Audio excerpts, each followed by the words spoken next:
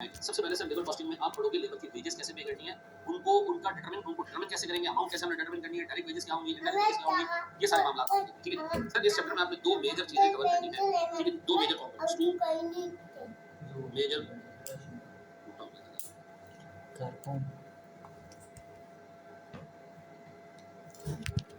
Sir इसके अंदर दो मेजर कंपोनेंट्स होंगे। एक हमारे पास होगा मेरे बच्चों वेज प्लान, हमारे पास होगा इंसेंटिव प्लान्स। देखिए वेज प्लान्स क्या है, आपको पैसे या तो आर्ली रेट के हिसाब से मिलेंगे या आपको यूनिट्स के हिसाब से मिलेंगे। इसका मतलब है वेजेस प्लान हमारे पास सर मेजरली दो कैटेगरीज के होते हैं, या तो आपको जो है वो आर्ली बेसिस पे मिलता है या आपको सर आउटपुट बेसिस पे मिलता है पैसा।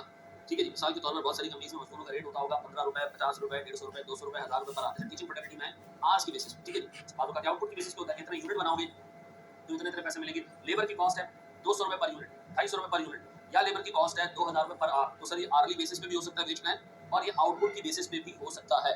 ठीक है जी सर, इंसेंटिव प्लान क्या होता है? इंसेंटिव प्लान का मतलब ये होता है कि आपने मजदूर को इंसेंटिव देना है कि वो ज्यादा काम करे कम वक्त के अंदर।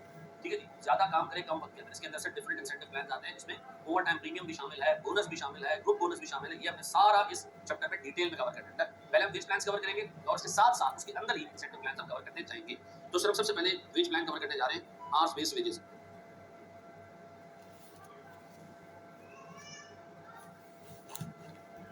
देखिए आवर्स बेस्ड वेजेस में क्या होगा, आपने मजदूर को पैसे देने हैं, कितने घंटे उससे लगाए। तो मिसाल के तौर पर सर आपका एक ऑफिस में एक मजदूर काम करता है, मिस्टर ए और मिस्टर बी और से मिस्टर सी। सर इन्होंने पूरे हफ्ते काम किया सर, आवर्स से पूरे वीक में आवर्स पर ये एक्चुअल आवर्स सर 50, 60 और से 62। ठीक है सर, इनके वेज रेट्स है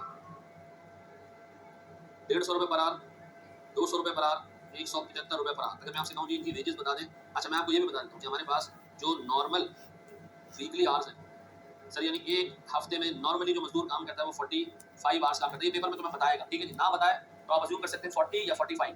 और डेली एक दिन में कितने नॉर्मल आवर्स होते हैं 8। ये आप पेपर में अज्यूम कर सकते हैं, अगर नहीं दिया हो। ठीक है जी, वीकली या तो 40 अज्यूम कर लें या 45 अज्यूम कर लें। ठीक है, और अगर सर नहीं दिया हो तो 40-45 अज्यूम कर लें। और अगर डेली बेसिस पे काम हो रहा है, डेली आवर्स 8 घंटे, आमतौर पर सर 8 घंटे का वो होता है, और हफ्ते में 5 दिन काम होता है तो 40 घंटे होते हैं, 2 दिन ऑफ। अच्छा बाजू का 2 सैटरडे को हाफ डे करते हैं, 5 घंटे का हाफ डे होता है, 45 घंटे भी हो सकते हैं एक वीक के अंदर। कभी 45 यूज करते हैं एग्जाम में, कभी 40 यूज करता है। आपको एग्जाम के सवाल को देखना पड़ेगा। कल तो मिसाल के तौर पे सर 45 घंटे यहाँ हमारे पास है, एग्जामिनर ने बता दिया। अब आपको कहा जा रहा है कि वेजेस कैलकुलेट करो। अच्छा ये गया कंपनी के मालिक के पास, उसने कहा मालिक आप ये 45 घंटे होते हैं एक दिन, माशाल्लाह मैंने 50 घंटे लगाए, कोई ओवर टाइम है, कोई ओवर टाइम का प्रीमियम है मालिक? प्रीमियम है ओवर टाइम का।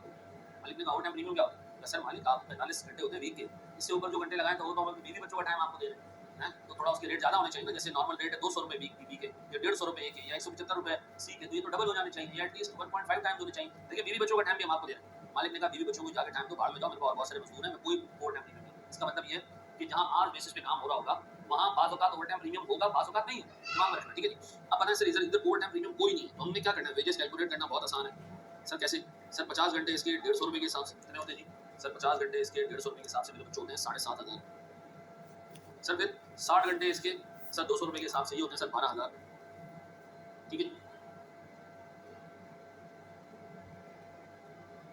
इसी तरह सर 62 इंटू 175 ये होते हैं सर मेरे पास 10,850। अब बताएं सर कंपनी की टोटल वेजेस कितनी है? ये हो जाता है सर 30,350। ऐसा ये सब मिला के 30,350। अब बताएं मैं एंट्री क्या पास करूँगा सर? मैं एंट्री पास करूँगा वेजेस एक्सपेंस डेबिट, यहाँ डायरेक्ट लेबर डेबिट कितने से 30,350 और कैश क्रेडिट 30,350। डन या पेबल क्रेडिट डन हो गया जी। यहाँ पर कोई ओवर टाइम प्रीमियम वगैरह का सीन नहीं था।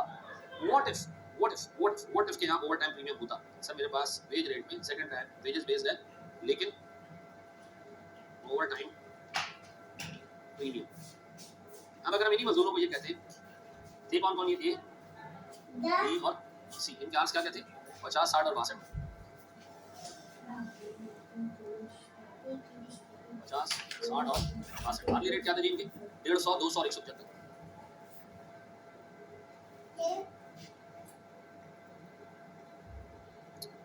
ऐसा अब बताएं हम इनको कहते हैं जी आपके पास जो ओवर टाइम प्रीमियम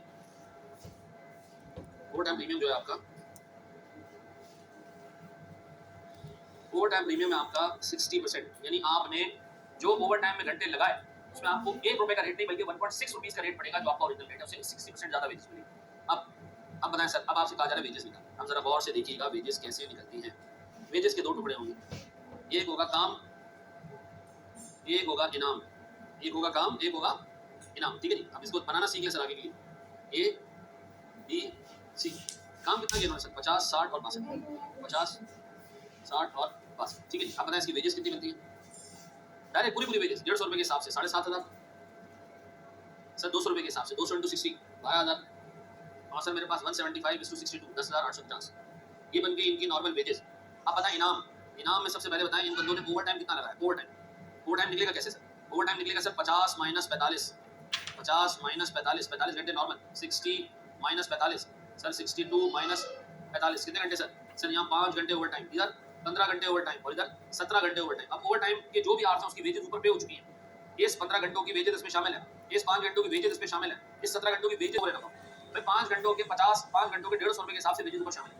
लेकिन इन्हीं 5 घंटों में 150 के हिसाब से जो 60% का एक्स्ट्रा अमाउंट है वो premium.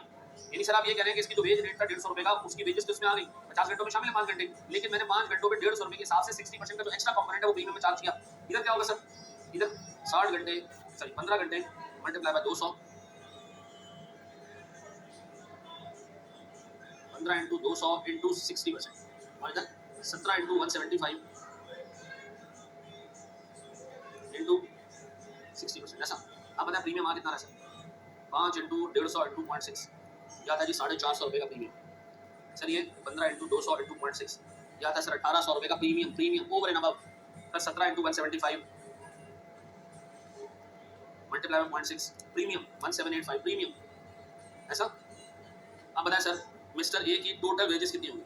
Total wages, total payable 7,500 plus 450 plus 450 कितना जी? 7,500 प्लस 450 सर यहाँ हो जाएगा 12,000 प्लस 1,800 और सर यहाँ हो जाएगा 10,850 प्लस 1,785। कितना था सर? सर 7,500 प्लस 450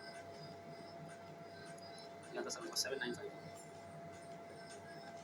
फिर यहाँ था मेरे पास 12,000 प्लस 1,800 13,800। सर ये मेरे पास आता है 10,850 प्लस 1750 12,635। ऐसा अब बताएं सर कि मैं आपसे पूछूं पहले भाई टोटल वेजेस कितनी है? इन सबको ऐड करें sir. Total over time premium कितना है? इन सबको भी ऐड करें। टोटल वेजेस कितनी है? इन सबको भी ऐड करें। तो सर मेरे पास प्रीमियम तो हो जाता है 4,035 और सर मेरे पास वेजेस हो जाती हैं सर मैं टोटल लिखा 7,950 13,800 प्लस 12,635 34,384 और ऊपर सर हमारे पास जो वेजेस का टोटल ऊपर आ रहा था वो आ रहा था आने को 30,350।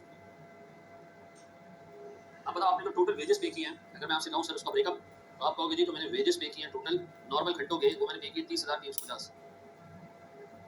मैंने जो प्रीमियम पे किया यानी इजाफी अमाउंट फॉर ओवर टाइम वो पे किया 4,035 और मेरी जो टोटल वेजेस बन रही है वो बन रही है 34,385। अब इसकी जनरल एंट्रीज देख लीजिए। General entry wages expense debit कितने से? 30,350। ओवर टाइम प्रीमियम को हम डालेंगे ओवरहेड्स के अंदर, ओवर टाइम प्रीमियम को डालेंगे ओवरहेड्स के अंदर 4035 और सर मेरे पास कैश या payment credit. Over time premium को किस में डालेंगे? ओवरहेड्स के अंदर। याद रखिएगा ये लेबर कॉस्ट का पार्ट नहीं बनेगा। Over time premium will be charge in overheads. अच्छा ये आप ऐसे भी निकाल सकते थे, गौर से सुनिएगा दोस्त, कि हमने जो 50 घंटे लगाए हैं सर 50 के 50 घंटों की वेजेस एक तरफ आ गई, 5 घंटे का जो प्रीमियम है वो हमने एक तरफ लिखा। प्रीमियम का कॉन्सेप्ट समझ आ रहा है? यानी आप एक मजदूर को कहोगे जी आपका आर्ली रेट है 100 और अगर सर आप ओवर टाइम लगाओगे तो मैं 60% यानी 60 रुपये और दूंगा आपको। तो याद रखिएगा इस 160 में 100 रुपए है वेजेस में, ये वेजेस में जाएंगे और सर मेरे पास जो 60 रुपए है ये ओवर टाइम में जाएंगे। याद रहेगा ये ओवर टाइम में जाएंगे।